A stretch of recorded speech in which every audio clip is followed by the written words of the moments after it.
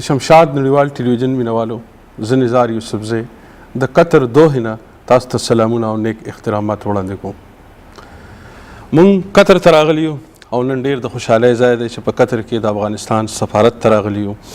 دلته په سفارت کې د ډاکټر قاسم همت صاحب چې مستشار دی د افغانستان د سفارت سرپرست دی د افغانستان د سفارت، هغه سره به خبرې کوو چې دلته کې کوم میش افغانان دي، هغوی ته کومې ستونزې دي، د هغوی کومې مسلې دي، په هغې به سره خبرې اترې کوو. نو زه ډاکټر قاسم همت صاحب ته په دې خصوصي یعنې په دې ځانګړې مرکه کې هرکلی وایم. ستړي مو شئ، په خیر علیجي. کور ودان سلامت اوسئ. تاسو ته هم زه د افغانستان په نمایندګۍ ستړي مه شئ وایم. او په رښتیا هم شمشاد لکه څنګه چې د افغانستان په جغرافیه کې یو لوړ مقام لري، شمشاد تلویزیون د افغانستان په میډیا او په مطبوعاتو کې په رسنیو کې یو ډیر لوړ مقام جوړ کړی ده. او زه د شمشاد ټولو کارکوونکو ته د دې ستر حیثیت د ګټلو مبارکي وایم. هر کله راشي. موږ هم د شمشاد نړیوال ټلویزیون له طرفه ستاسو ډېره مننه کوو، ډېر کوم وکړه، ډېره مرسته موږ سره وکړه. دا راته ووایي ډاکټر صاحب، تاسو په افغان وزارت خارجه کې د کله نه رالي او څومره وطنونو په څومره ملکونو کې پاتې شوئ؟ په د افغانستان وزارت خارجه سره زما رابطه په دې اوسني وخت کې له 2 کالو نه شروع شوې ده. له هغه نه مخکې زه په 1987 کال کې د هغه وخت د مجاهدینو د اتحاد لخوا رسمي سفیر وم په اروپا کې، په بروکسل کې، په بلجیم کې. او دا د هغه وخت مجاهدینو لومړنی رسمي دفتر و چې اروپایانو د افغانستان مجاهدین په رسمیت پیژندلي وو او هغوی ته د یو سفارت په شان حیثیت ورکړی و. له هغه وخت نه رادې خوا زه د افغانستان د سیاست او د افغانستان د خلکو له غمونو او دردونو او د هغوی لپاره د خدمت هاند لرم او تر اوسه پورې په همدې لار کې کوششونه کوو او امید چې د افغانستان ولس ډېر ژر د دې تورو شپو نه د روڼ سباوون په خوا باندې راوایستل شي. قطر ته کله راغلی او د قطر دا تجربه مو څنګه؟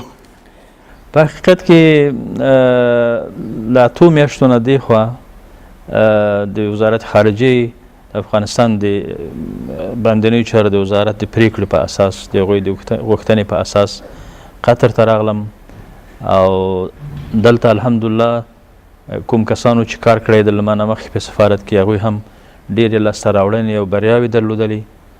او زه هم د همدې ټیم یو غړی یم. او په قطر کې چون زموږ لپاره ډېر یو مهم هیواد دی، ګرچه دا کوچنی دی لیکن په حقیقت کې په سیاسي لحاظ باندې، په اقتصادي لحاظ باندې، په ټولنیز لحاظ باندې یو ډیر غښتلی هیواد ده. نو کوشش کوو چې د افغانستان او د قطر ترمنځ یوه ډیره پیاوړې او د ورورګلوي رابطه پیدا کړو، په همدې لار کې کار کوو. او په قطر کې هم الحمدلله تر اوسه پورې ډېر لاسته راوړنې لرو او په آینده کې هم انشاءالله امید لوی پروژې لرو چې هغه هم انشاءالله کامیاب شي. قطر د روسه د قطر او د افغانستان په دې سفارتي تعلقاتو د دې تاریخ کې راته لږ ووایي، په دې لږ رڼا واچوئ چې دا کله نه د سفارتي تعلق جوړ شو؟ حقیقت کې د افغانستان د دولت او د قطر د دولت ترمنځ سیاسي رابطه له 1950 کال نه پیل شوې ده. په هغه وخت کې د افغانستان د شاهي رژیم استازی استاد خلیل الله خلیلی مرحوم چې په بغداد کې د افغانستان سفیر و، په قطر کې د افغانستان غیر مقیم سفیر و، همدارنګه د قطر د هیواد سفیر په تهران کې د افغانستان لپاره غیر مقیم سفیر و. نو د غیر مقیم سفارتونو سیاسي رابطه له 1950 کال تقریبا 40 کال مخکې پیل شوې ده. بیا وروسته د کودتاو دوره په افغانستان کې پیل شوې ده. د رشته همداسې په اصطلاح باندې پاته شوې ده. او بیا کله چې د نجیب رژیم سقوط وکړ او د مجاهدینو حکومت جوړ شو، بیا په 1995 کال کې د هغه وخت د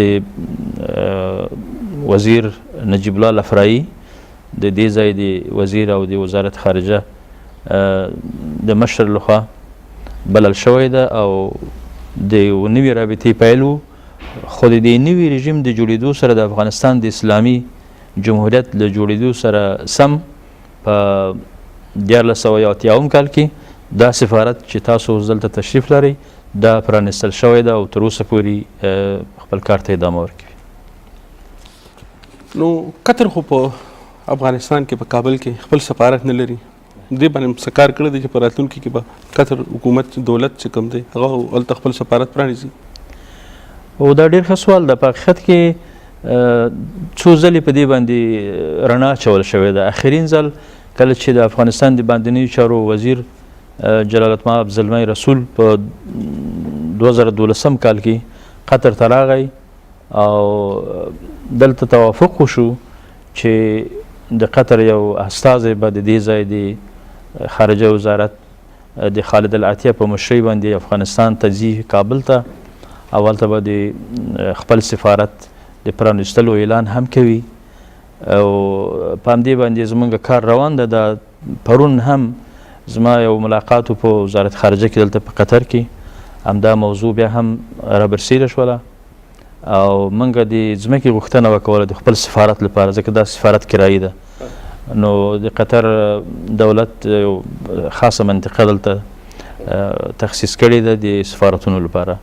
نو هغوی را سره ومنله چې زموږ لپاره ځمکه راکوي، خپل سفارت پکې جوړ کړو او دوی هم په مقابل کې موږ ورته ځمکه ورکوو په افغانستان کې چې خپل سفارت جوړ کړي. امید ده چې ډېر ژر قطر هم په کابل کې خپل سفارت خلاص کړي. د قطر د زده کړې په د دنیا کې هم ډېر په مخ کې لاړو، ډېرې لویې پراخه یونیورسټۍ جوړ کړې، کالجونه پکې جوړ شو. تاسو ته په دې کې هڅې کړي دي چې داسې افغانستان چې کوم ځوانان دي هغوی ته پکې موقع برابر شي او هغوی راشي دلته خپل سبقونه زده کړي وکړي؟ ډېر جالب سوال دی وکړه او زما یعنی یو وړاندیز هم تاسو ته شمشاد ته دا ده چې تاسو یو ځل د قطر د تعلیمي شهرک لیدنه وکوئ. تاسو ته به د نږدې نه معلومات وشي چې په قطر کې د تعلیم او د ساینس او د ټکنالوژي لپاره څومره زیات وسیع کار روان ده. دلته یو ځای ده دوی ورته تعلیمي شهر وایي، قطر فاونډیشن، چې په دې کې د ټولې دنیا د یونیورسټیو او د پوهنتونونو نمایندګي شته، یعنی تقریبا د دنیا ډېر مشهور پوهنتونونه دلته وجود دي. خپله د قطر یونیورسټي مثلا یو ډېره عظیمه یونیورسټي ده، خپله د شیخ حمد یونیورسټي یوه ډېره لویه یونیورسټي ده، همدارنګه ډېر زیات انسټیټیوټونه او تحقیقاتي مرکزونه دي. که سړی د قطر د تعلیمي شهرک ته ګوري نو په کار دا ده چې باید ډېر زیاتې د نړیوالو لپاره د بورسونو او د سکالرشیپونو بندوبست کړی وای. خو په دې فعلي شرایطو کې دلته تحصیل دوه شکله لري، یعنی که داسې په لنډ ډول سره درته وایم، یو خو شخصي تحصیل ده پرایویټ چې هغه هم په قطر کې د میریټ او د استعداد په اساس کېږي. په قطر کې دغه قطر فاونډیشن 400 بورسونه په هر کال کې اعلانوي چې د لیاقت په اساس باندې دوی 400 کسانو ته د ټولې دنیا هغه ورکوي، په اصطلاح بورس ورکوي. نو دا یو ډېر هغه ده. او ځینې بورسونه دي چې هغه مثلا امتیازي بورسونه دي په اصطلاح باندې، چې هغه هم د ځینو هیوادونو لپاره په نظر کې نیول شوي دي. د افغانستان لپاره د خپله د قطر پوهنتون 2 بورسونه هر کال تعین شوي دي چې د لوړو تحصیلاتو لپاره باید دلته زده کړه وشي.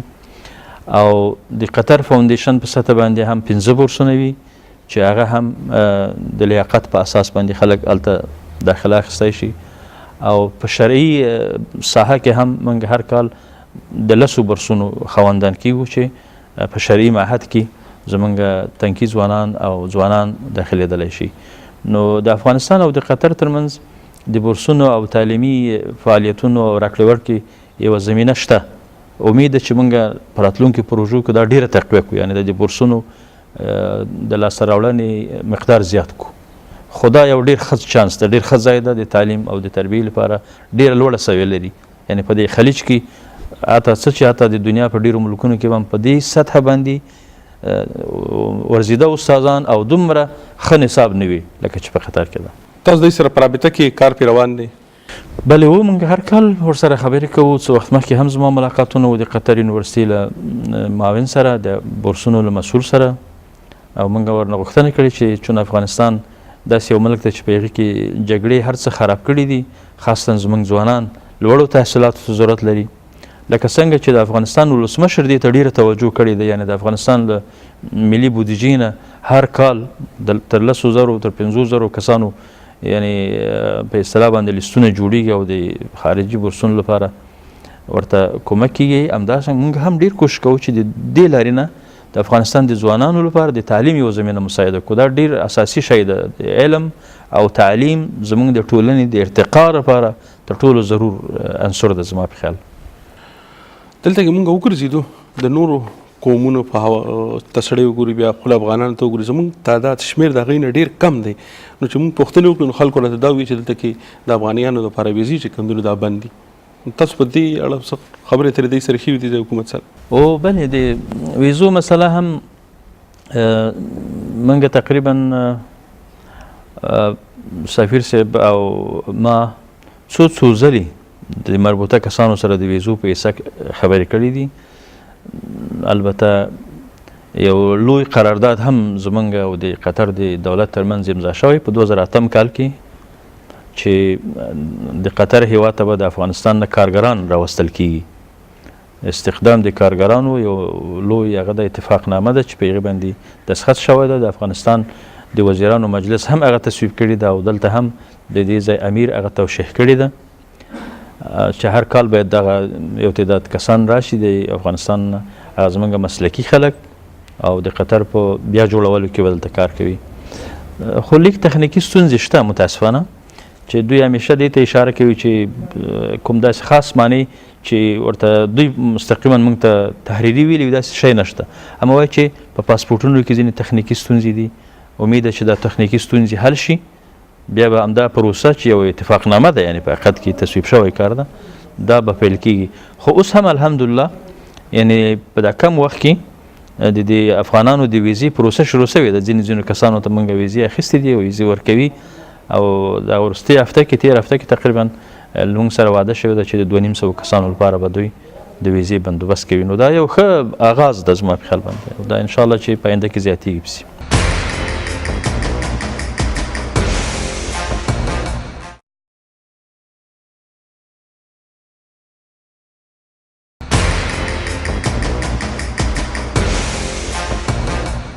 دلته کې د افغانانو شمېر څومره دی؟ څومره تعداد کې به زموږ افغانان وروڼه؟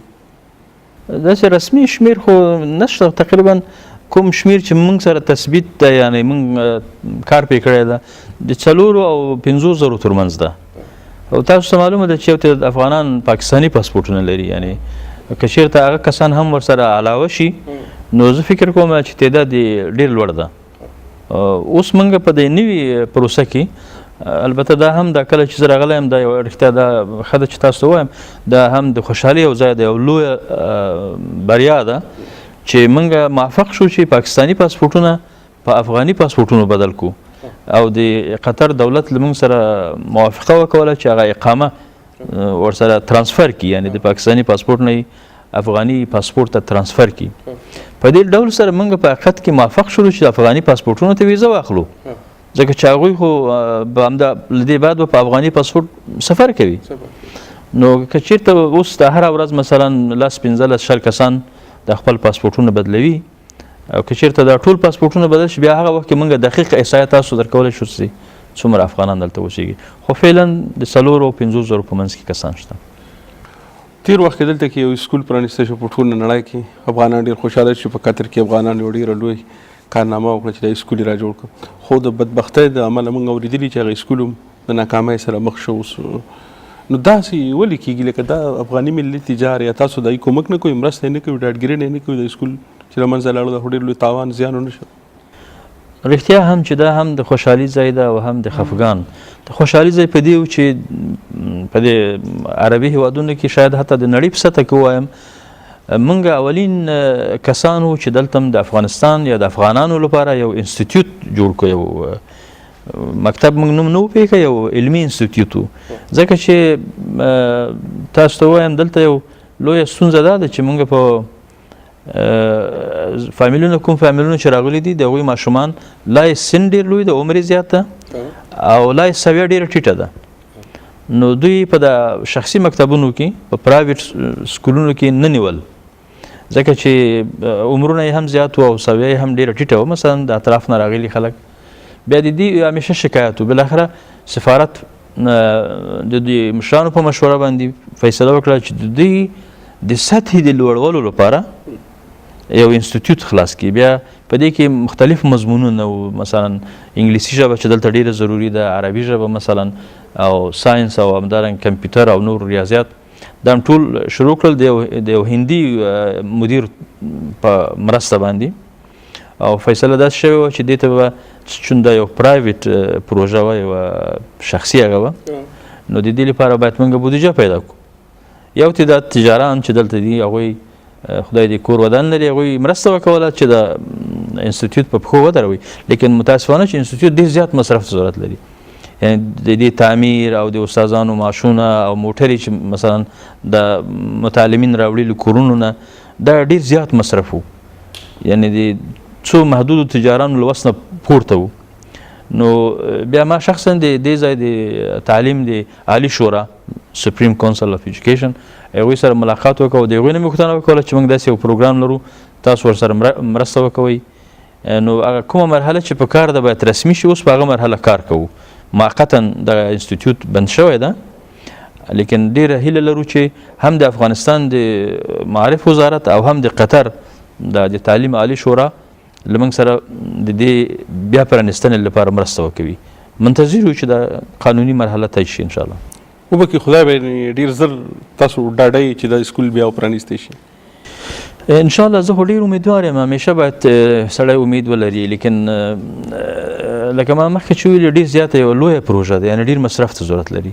دلته تجاران شته، هغوی وعده کړې ده چې موږ در سره همکاري کوو، لیکن زما خیال ده چې کم له کمه موږ به د 3-4 کالو یو بودیجه ولرو چې تر څو بیا د داسې مشکل سره مخامخ نشو لکه د تېر ور چې مخامخ شولو. په دې کې کار کوو، امید ده چې انشاءالله د دې نه یو نتیجه ترلاسه کوو. ډاکټر صاحب خلکو یو بله ستونزه هم دغه داره چې قطر دوحې ته د کابل نه نیغ په نیغه جهاز نه راځي، یا شارجې ته ځي یا دوبۍ ته ځي یا نورو هیوادونو ته ځي. په دې اړه هم دا ایرلاین والے چې کوم دي دوی سره هم چېرته خبرې اترې نه دي کړي چې داسې په هفته کې یا په 2 ورځې 4 ورځې پسې یو جهاز نیغ په نیغه راځي؟ ډېر ښه سوال ده. په دې کې هم موږ رسمي هغه لرو، توافقنامه لرو د افغانستان د هوایي چارو د وزارت او د قطر د هوایي چارو د وزارت ترمنځ توافقنامه امضا شوې ده په فکر کوم 2015 کال کې ده که په 2007 کال کې. د دې پر بنیاد باندې باید د افغانستان د اسلامي جمهوریت او د قطر د دولت ترمنځ مستقیم پروازونه وای. یو څه وخت دا کار شوی هم ده زما په خیال، خو وروسته بیا ویل شوي دي چې دا ډېر غیر اقتصادي ده. یعنی دواړو طرفونو هم د افغانستان هوایي شرکت څه وخت صافي ایرلاین مستقل کابل نه دوحې ته پروازونه درلودل، لیکن وروسته دوی هم ویلي چې دا غیر اقتصادي ده ځکه ډېر کسان له دوحې نه افغانستان ته نه وو. نو اوس هم بیا په تقریبا 2 میاشتې مخکې د یو ملاقات په ترڅ کې ما دا خبره بیا را برسېره کړې ده. موږ ویلي چې که چېرته د قطر دوحه کونیکټ فلایټونه ورسره یو ځای شي نو امکان لري چې ګټور تمام شي.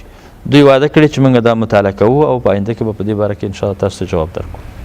یو بله ستونزه هغه دا ده دلته کې افغانانو چې دلته کله دوبۍ ته تلل غواړي، شارجې ته راتلل غواړي، یا سعودي عرب ته تلل غواړي، یا کویت ته تلل غواړي، د خلیج کوم ملکونه چې دي نو هغوی ته ویزې نه ورکوي. په دې اړه هم دوی سره چې خبرې اترې کړي دي؟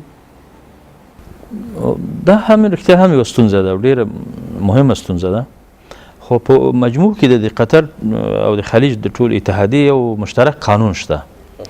مثلا دوی د زیارت ویزه هغه مقیم ته ورکوي چې د هغه په اقامه کې د هغه وظیفه یا ټایټل یا شغل د مدیر وي، یعنی هغه کسان چې د اقامه یعنی د لوړ اعتبار خاوند وي هغوی ته ویزه ورکوي.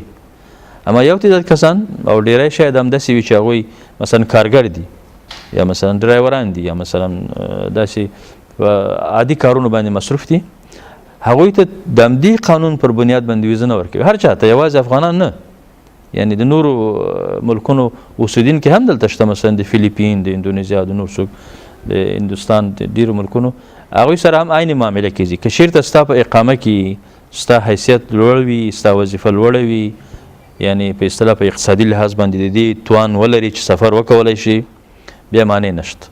یعنی دا یو عمومي قانون ده. موږ دا خبره مطرح کړې ده او هغوی دا جواب راکړی ده. مونږ چې وکتل لکه ځینې د نورو هیوادونو چې کوم خلک دي، پاکستانیان دي یا هندوستانیان دي یا فلپینیان دي، نورو ملکونو والا چې کوم خلک دي، د هغوی چې دغه درجې وي نو هغوی ته ډېر په اسانه ویزې ویني. خو زموږ افغانان درونه چې کوم دي که د هغوی دغه درجې وي هم، خو بیا ورته په ویزه کې هم ستونزې وي. لکه چې هغوی دوبۍ ته راتلل غواړي نو خامخا په سعودي له بارډر نه به راتېرېږي، دوبۍ ته به راځي، نو بیا د سعودي په ویزه کې هغوی ته یو ستونزه شته. موږ غواړو چې تاسو په دې باندې لږ کار وکړئ. دا ډېر ضروري ده رښتیا هم، چون د سعودي د قطر او د اماراتو ترمنځ ځمکنی سرحد نشته، یعنی بحري سرحد ده او د ځمکې له لارې هر څوک راځي مجبور سعودي ته به ځي. د سعودي په خاوره کې به یو څو کیلومتره تېرېږي، بیا به د اماراتو خاورې ته داخلېږي. دلته کله کله سعودي چون خپل هغه لري اصول لري، یعنی فکر نه کوم چې د قطر دا مشکل په قطر کې باید سړی ونه څېړي، خو په سعودي کې باید وڅېړي چې سعودي د دې ترانزیت ویزه یا د تېرېدو ویزه په مشکله ورکوي افغانانو ته. ما ورسره خبرې کړې دي، سعودي مستشار زما ډېر ښه دوست ده، له هغه سره مې خبرې کړې دي. هغې ویل چې موږ دا ستا د شکایت پر بنیاد باندې مرکز ته دا راپور لیږو چې د هغوی نه په دې هکله معلومات واخلو او تاسو سره موږ ژمنه کوو چې په راتلونکي وخت کې به د دې ستونزې په هکله تاسو ته واضح موږ یو لارښود وښیو چې دا لارښود ده، د دې لارښود په اساس باندې موږ تاسو سره همکاري کوو. زه غواړم چې هغه پوښتنې تاسو نه ډاکټر صاحب وکړم چې تېر 3 ورځې کې دلته کې زه کوم افغانان وروڼو سره میلاو شوم، د هغوی په زړونو کې کومې اندېښنې وي، کومې د هغوی مسلې وي چې هغه ستاسو په وړاندې کېدو. یو اندېښنه چې د خلکو په زړونو کې راغله 2014 کال په حواله باندې چې کله امریکایان یا اتحادي پوځونه د افغانستان نه وځي، خلک ډېر فکرمند دي، ډېر په غم او درد کې دي، هسې نه چې بیا هغسې وشي لکه څنګه چې مخکې وو. تاسو هغوی ته څه ډاډګیرنه ورکوئ خلکو ته؟ دا ډېر ښه سوال ده. اصل له ډېرې مودې راځي، خو زه چې خپله د افغانستان میډیا ګورم یا مثلا نور زمونږ همسایه هیوادونو رسنۍ ګورم، په دې هکله ډېر منفي تبلیغات کوي. یعنی دا تاسو پوهېږئ چې میډیا ډېر مهم نقش لري، یعنی دا خو تاسو یعنی عملا په دې ساحه کې یاستئ، په همدې باندې ولسونه جګېږي، په همدې باندې ولسونه سقوط کوي. دا چې ولې دوی منفي تبلیغات کوي، زما تر ډېر حده پورې زه فکر کوم چې دا صرف یو خبري هغه ده، یعنی دوی هماغه خبري بخش راخلي او هماغه منعکسوي. حقیقت دا ده چې لکه څومره چې چیغې وهل کېږي، اصلا د فریادونه ډېر منطقي نه وي، یعنی سړی د هر شي لپاره یو منطقي یو مستدلل هغه باید ولري. زما په خپل تحلیل سره زه څومره فکر کوم د 2014 کال نه وروسته به د افغانستان وضعیت بهتر شي، بدتر به نه شي. په څو دلایلو. زه تاسو ته یو مثال وایم. مثلا کله چې افغانستان کې د نوی نظام جوړ شو د افغانستان اسلامي جمهوریت، مثلا په 2002 کال کې زمونږ د اردو یا د پولیسو تعداد به څومره و؟ شاید څو سوه به و، هغه هم یعنی غیر مسلح. اوس موږ تقریبا د 200,000 نه زیات امنیتي قوتونه لرو، پولیس لرو، اردو لرو او ډېر ښه ټریننګ شوي اردو لرو، ډېر مجهز او مسلح هغه لرو. یعنی د افغانستان د امنیت د ساتلو لپاره افغانان پخوا هم تاریخ کې امتحان ورکړی ده، اوس هم متحد فوز لرو، متحد کسان دي، د فوز په راس کې دي، د امنیتي ارګانو په راس کې دي. زه ګمان نه کوم چې په نظامي لحاظ یا په اصطلاح له دې ناحیې نه د موږ مشکل ولرو. کېدای شي اقتصادي مشکلات وي، مثلا د بین المللي ټولنې د وتلو نه وروسته کېدای شي کومکونه کم شي، اما که سړی فکر وکړي چې په دا 10 کالو کې څومره کار شوی ده، څومره فابریکې جوړ شوي دي، څومره روډونه جوړ شوي دي، تجارت څومره وده کړې ده، اقتصادي وضعیت څومره بهتر شوی ده، بیا د هغه خلا هم دا پوره کوي. یعنی زما په خیال باندې په اقتصادي لحاظ باندې هم یو څه کار ته ضرورت ده، بې شکه چې باید کار وکړو. او مهمه خبر ده، زما خپل نظر ده، البته دا شخصي نظر ده، یعنی دا زما رسمي نظر نه ده، شخصي نظر مې ده. زما په خیال کېدای شي بهرني ځواکونه ډېری ونوځي زما په خیال باندې، ځکه چې افغانستان یو ډېر مهم ستراتیژیک موقعیت لري. د دې مهم ستراتیژیک موقعیت ګټل او ساتل د جهان لپاره ډېر ضروری دي. یو ځلې هم پخوا د افغانستان سره همداسې یو جفا شوي و افغانان، یوازې خوشي کړل شوي وو، یوازې پرېښودل شوي وو. سره لېږه ډېره قرباني ورکړه، سره لېږه د جهان جغرافیه یې بدله کړه، سره لېږه یو ستره امپراتوري یعنې شوروي اتحاد یې په ګونډو کو. لیکن لکه څومره یې چې قرباني ورکړل، لکه څومره یې چې فداکاري وکوله، هغسې ورسره چلند ونه شو. کله چې د نظام د جوړېدلو وخت راغی، د نظام په جوړېدلو کې له دوی سره مرسته ونه شوله او یوازې پرېښودل شول چې افغانستان په یو بله لانجه بدل شو چې تاسو یې ګورئ. نو په دې خاطر باندې زه خیال نه کوم چې دا ځل د دوی همداسې بیا وکړي، یعنې هر څه دې په میدان پرېږدي او ولاړ دې شي. نو ډاکټر صاحب د خلکو اندېښنې خو همدغه دي چې دا پرې 10 کاله کې کومه ګټه شوې ده، هسې نه چې دا د منځه لاړه شي. او بله خبره دا ده چې د افغانستان ګاونډیان داسې دي چې دې ګاونډیانو په موجودیت کې هم لکه سړی ډېر فکرمند دي چې څه وخت وایي په افغانستان کې ستونزه پیدا کولی شي. تاسو څه ګڼئ؟ زه خو فکر کوم یعنې په افغانستان کې امن زموږ د ګاونډیانو لپاره امن ده، یعنې ډېر ضرور ده او هغوی هم دې ته متوجه دي. یعنې که په افغانستان کې امن نه وي، د دوی ملکونه به هم په امنیت کې نه وي. نو ټول باید کوشش وکړو، زموږ ګاونډیان، خپل افغانستان، د افغانستان ولس، د افغانستان حکومت په ګډه باندې باید کار وکړو چې افغانستان یو د امن ځای کړو، د امن کور یې کړو. که موږ دې ته ورسېږو، زه یقین لرم چې پاکستان به امن وي، ایران به امن وي، ازبکستان، ترکمنستان، تاجکستان دا به ټول په امن کې وي. نو زما په خیال د خلکو غوښتنه دا ده، یعنې خلک غواړي چې په افغانستان کې جنګ پای ته ورسېږي او امن او سوله راشي. او زموږ همسایګان هم یقینا چې د همسایګانو ولسونه هم دا غواړي. خو بهرحال په هر ځای کې خامخا ځینې کسان به خپل شخصي اغراض لري، له هغوی سره موږ کار نه لرو.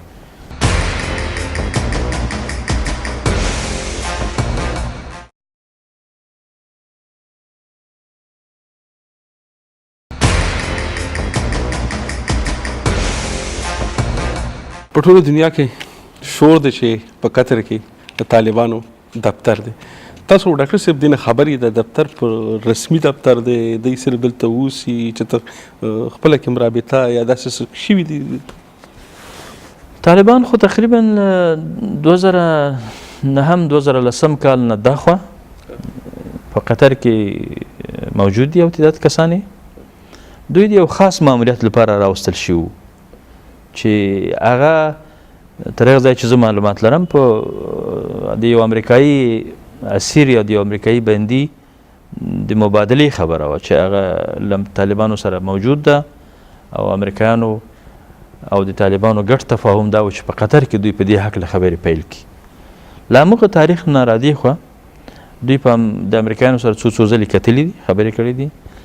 دوی دلته میشت دي لیکن دفتر نه لري، زیرزمینی انډرګراوند یا پټ حالت لري، نور سره څوک تماس لري نه، دوی له چا سره تماس لري. او زما په خیال کېدای شي د قطر دولت هم دوی ته اجازه نه وي ورکړي چې دوی آزاد تماسونه ولري، لا په اصطلاح آزاد وګرځي. اما خبره د دفتر شوه،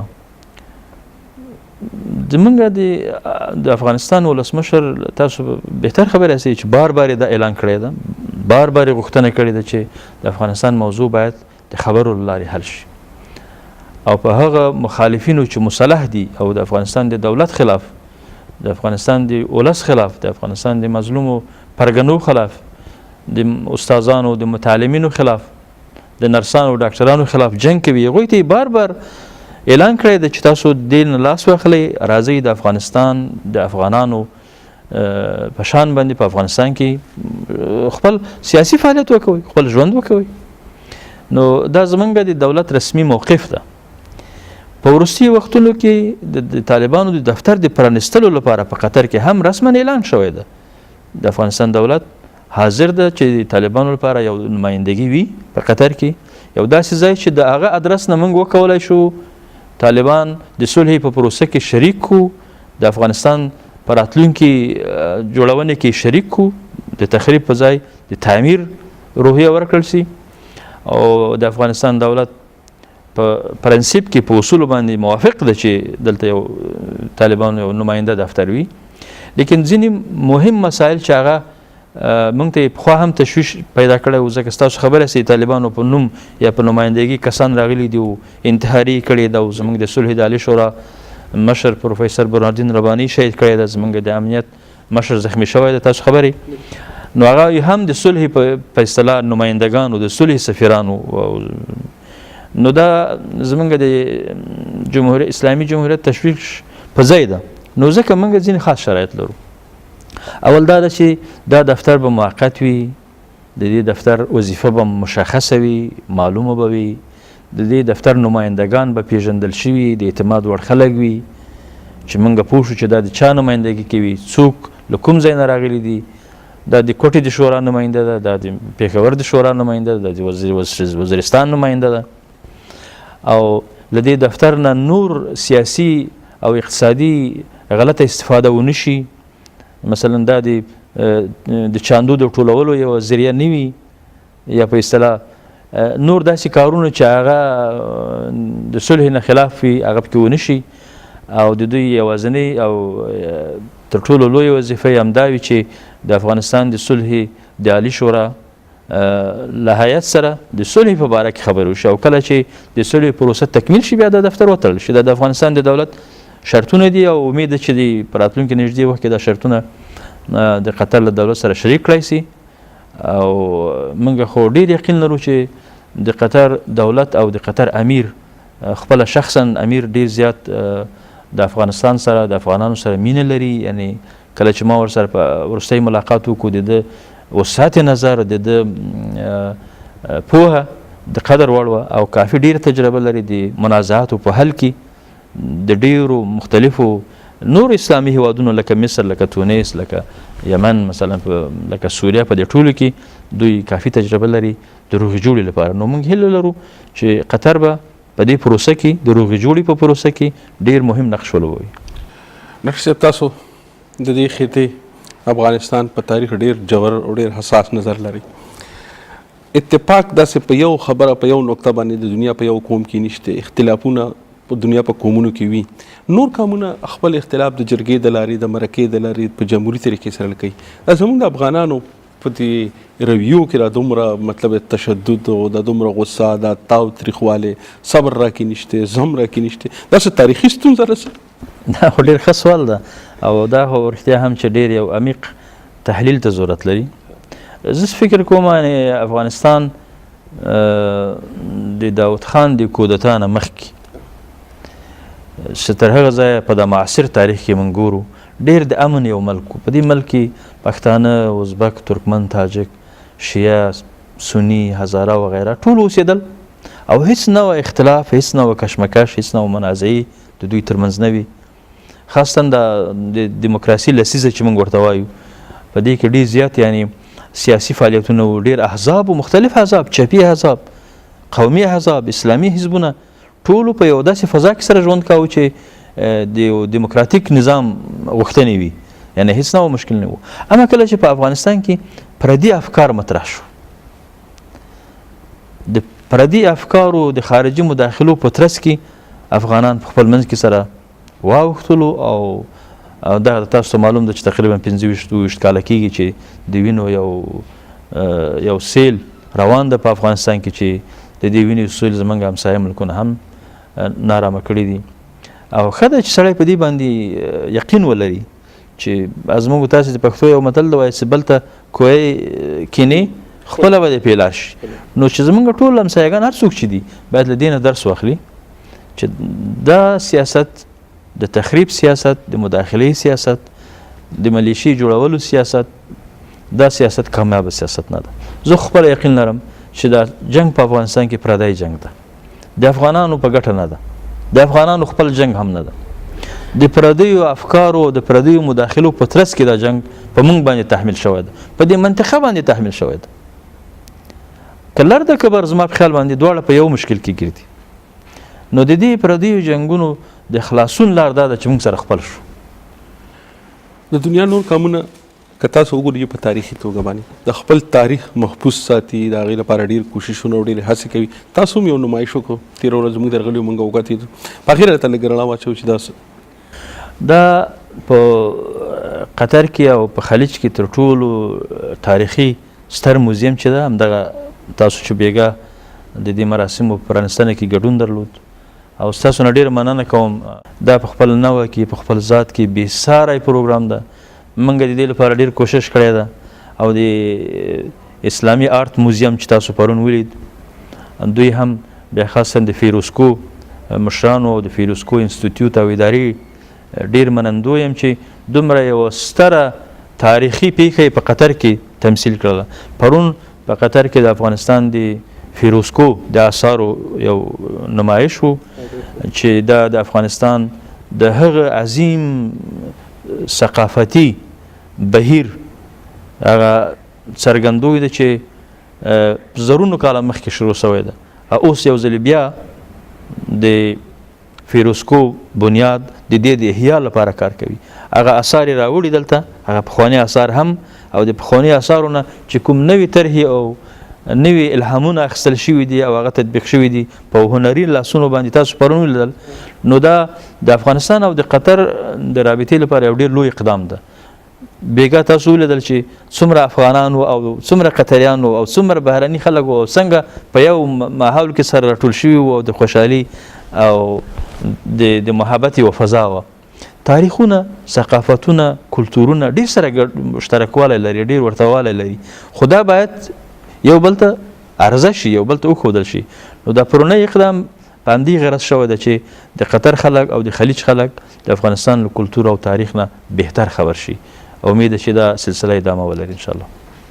ډاکټر صاحب په دوبۍ کې اوس لږ وخت کېږي، ډېر نه هم لږ وخت شو چې هلته افغانان ډېر راویښ شوي دي، رابیدار شوي. څه پکې د کرکټ رابیداري را پیدا کړه. زه چې افغانان ګورم که د کرکټ تعلق خلکو سره به خپل ملي بیرغونه ولکه دا بیره موږ د یو ای نیشنل ډیټ په ډېر ښه طریقې سره ولمانځله. د افغانستان چې کوم د استقلال ورځ و ډېر په ښه طریقې سره ولمانځله. تاسو داسې هلې ځلې دلته کوئ د افغانان سره کومک کوي په دې کې؟ هو ډېر زیات د سکل زمونږ د جشن لمانځنه تاسو ته به زه د فلم یو هغه درکړم. دا کال هم او دا تیر کال هم دومره شاندار لمانځنه وه چې یو ځل د ډیپلوماتانو لپاره په ډېر لوړ هوټل کې او یو ځل د افغانانو لپاره په سفارت کې 400-500 کسان دلته راغونډ شوي او د استقلال په مورد کې مقالې وي، خبرې وي، اتڼونه وو، خوشحالي وه. ډېره په ځواک سره دا ورځ دلته نمانځل شوې ده او اوس څو ورځې بعد یو 2 ورځو کې تاسو خبر شئ انشاءالله د نوروز پروګرام د لمانځلې تاسو هغه ته سپیشل ستاسو په ویاړ جوړ شوی ده، ستاسو په هغه کې ګډون وکوئ. او همدارنګه دلته هم مثلا کومې د فوټبال لوبې شوي دي، د زنانه ټیمونه هم راغلي دي او د ساحل ټیم په اصطلاح باندې هغه هم راغلی. افغانانو ډېر زیاته په خوشحالي او په شوق سره پکې ګډون کړی ده او الحمدلله یعنی د افغانانو سره د وطن د مینې یو عجیب احساس ده. بیا خاصتا چې دوی د افغانستان نه بهر وي دا احساس ډېر پیاوړی وي. دلته هم افغانان دي، ډېر ښه فعال دي، ډېر ښه ځوانان دي، دوی غونډې لري، مشاعرې لري، پروګرامونه لري. امید ده چې دا پسې زیات شي، خو طبعا دلته چون افغانان کم دي نو دغه فرهنګي فعالیتونه یې هم کم دي. په دوبۍ په اماراتو کې خو د افغانانو شمیر ډېر زیات ده. بیا پښتانه په مجموع کې د لر او بر راټول کې تقریبا یعنی شاید 7 لکه کسان وي. نو دلته هم فعالیتونه شته الحمدلله ښه دي او راتلونکي کال کې به تاسو هم راغواړم، دلته به دعوت کېږي انشاءالله. زموږ په جشن کې به ګډون کوئ او بیا به تاسو نږدې نه وګورئ چې څومره دلته د افغانانو په خپل منځ کې د وطن سره د مینې مظاهره کېږي. دا مخکې دا جذبه داسې نه وه لکه اوس زه لږې مودې نه ګورم چې دا ملي احساس په افغانانو کې ډېر ښه راویښ شوی دی او رابیدار شوی دی. نو تاسو چې دوی سرپرستي کوئ، تاسو له په سر لاس کې ډاډګیرنې کوئ، دا قسمه مشاعرې به کېږي. نو یو خدای چې ژبې ته به وده میلاویږي، خپل ادب نه به خلک خبرېږي، خپل تاریخ نه به خلک خبرېږي، خپل تاریخ څیزونه چې کوم دي هغه به محفوظ کوي. نور که داسې دلته کې افغانان چې کوم سوداګر دي، ملي تجارت چې دي، تاسو چې کله د سفارت د خوا پروګرامونه کوئ تاسو سره مرسته او تعاون او کومک کوي لږ؟ او ډېر زیات یعنې زه ښه ده چې په همدې ځایله د دوی نه هم مننه وکړم. دلته دا کوم زمونږ د پښتنو د افغانانو مشران چې دي دلته ډېر زیات خوست او د پکتیا او د پکتیکا خلک دي، یعنې تقریبا 95 په سلو کې او 15 په سلو کې نور زمونږ د غزني د ولایت ډېر تکړه خلک دي، دلته ښه کاروبار لري، رستورانونه لري، زمونږ ازبک وروڼه دي، زمونږ ترکمن وروڼه دي او ټول ډېر په اتحاد او په اتفاق سره د سفارت تر چتر لاندې د دې لوړ بیرغ تر چتر لاندې راټولېږي او ډېره خوشحالي.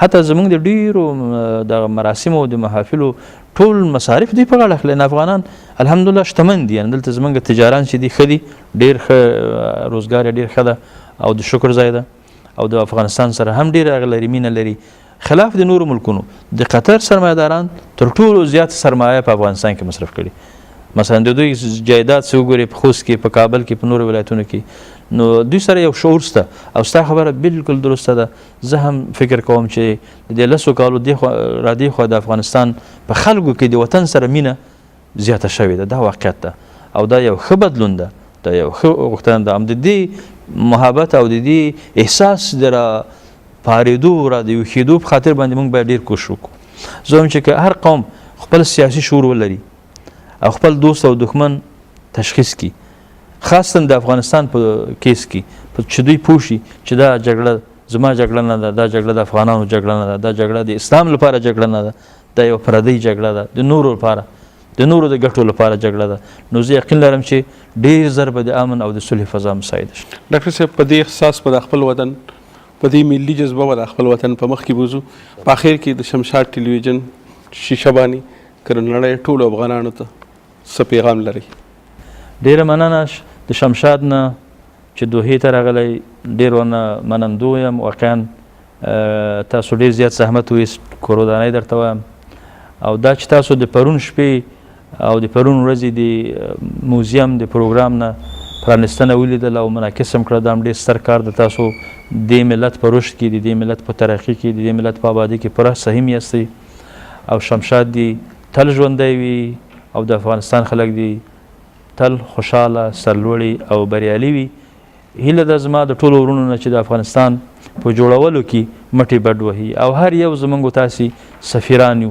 د صلح سفیران هر یو باید د صلح لپاره کار وکړي د دې وطن د جوړېدا او د دې وطن د قوت لاره همدا ده چې ټول موږ سره متحد شو او د اجنبیانو اجنداو ته د هغوی فکرو ته رد جواب ووایو او د خپل ورور په څنګ کې ودرېږو دا به یوه لویه کمه وي او ستاسو نه ډېره مننه کوم ډېر خوشحاله اوسئ تشکر د شمشاد نړیوال ټلویزیون مینوالو دا ښاغلی ډاکټر قاسم همت صاحب چې ډېرې درنې خوږې خبرې وکړي دې سره در نظر نظار یوسفزی د دوحې قطر نه اجازت غواړم د خپلواکه خوشحاله او سوکاله افغانستان په هیله مو په لوی او مهربانه خدای سپارم د الله په امان